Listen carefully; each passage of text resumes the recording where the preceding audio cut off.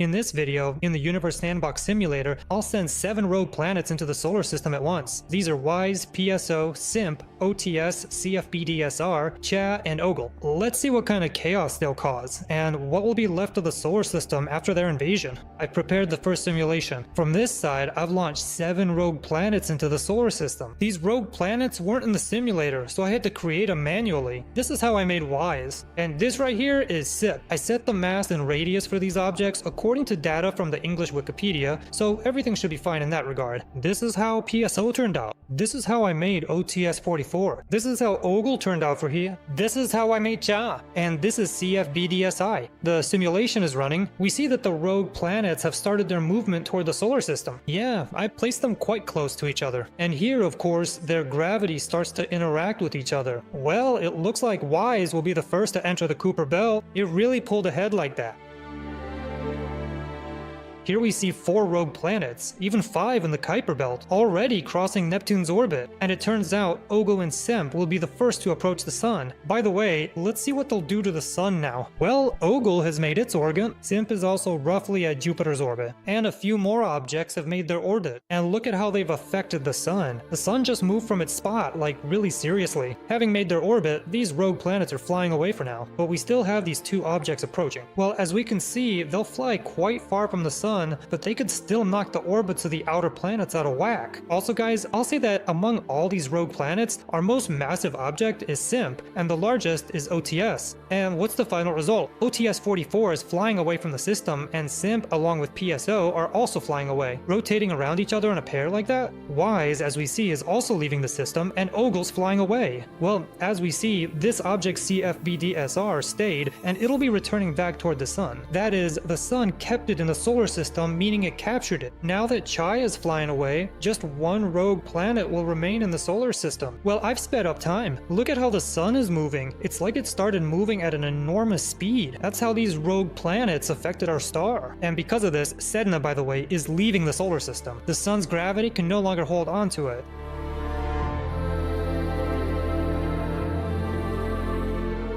This object has made several orbits around the Sun. Let's see what happened to the solar system in the end. We see that, basically, Jupiter didn't change its orbit much. The inner planets of the solar system also didn't really change their orbits. There is, of course, an effect on Saturn's orbit. It's become more elliptical than before. And by the way, this object is approaching Saturn, and you just saw how Saturn's orbit changed a little bit more. Uranus and Neptune also got a slightly more elongated eccentricity, and the Kuiper Belt looks something like this.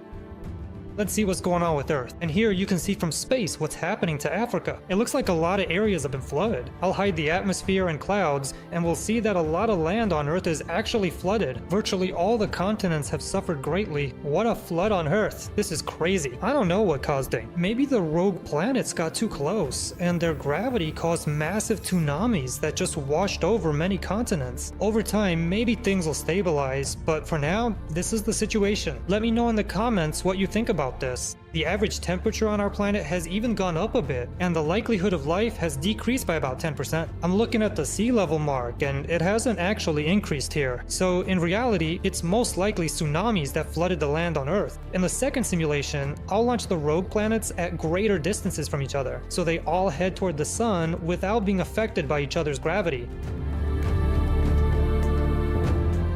The simulation's ready. Here you can see all these rogue planets just surrounding the solar system. Starting the simulation, the rogue planets are slowly starting to enter the solar system, right into the Kuiper Belt. No major changes visible yet, but I wonder what's happening with the Sun. And the Sun has already started to move. It's feeling the gravity of the rogue planets. Meanwhile, all the rogue planets are already in the Kuiper Belt. And you see, I launched them at great distances, so they're no longer interacting with each other, and everything is heading straight for the center of the solar system. I wonder what these objects are going to do now. At the very least, what will happen to Earth? It'll be interesting to see. SIMP and PSO are the first to enter the asteroid belt. The Sun is already moving incredibly fast. You can see a trail behind it. And PSO is the first to approach the Sun. PSO got very close to the Sun and heated up instantly. And next comes the most massive of these rogue planets, SIMP. Is SIMP gonna crash into the Sun? It really is, guys. SIMP is gonna hit the sign. What an outcome! And here you see the Sun absorbing the rogue planet SIMP. And it wasn't wasn't easy for the sun either. The sun's temperature is 630,000 degrees Celsius. Incredible! The mass dropped and the sun's radius decreased, and we see these particles flying off it after the collision. So SIMP basically sacrificed itself, I guess. Meanwhile, WISE and OTS 44 are approaching. By the way, I see Earth's orbit has already changed. See, for a moment it gets very close to Venus, and WISE won't collide with the sun. It'll pass very close to it. Now, what will OTS do? OTS, again, is the largest of these rogue planets, and will it collide with the sun? It will. The camera didn't catch it, but it's as if OTS didn't even touch the star, but broke apart before reaching it. And we see a lot of these particles around the sun. Maybe there was an impact after all, because you see, it's like a wave is passing through the sun.